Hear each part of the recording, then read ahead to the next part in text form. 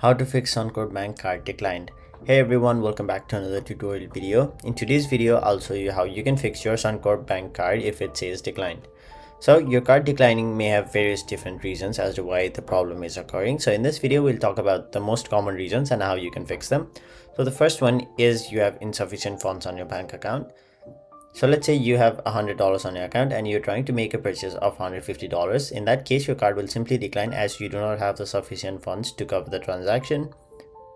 Now the second one may be you have an expired card, or you are not entering your card details correctly, or that your card is locked.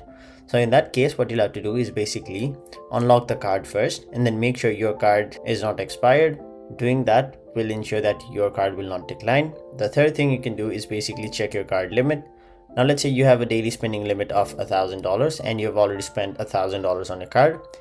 Even a dollar purchase more than the daily limit amount you do, your card will automatically say decline. Now there are two different things you can do on how you can fix this. Is basically trying again the next day when your daily limit will be reset to zero, or you can simply try to increase the daily purchase limit.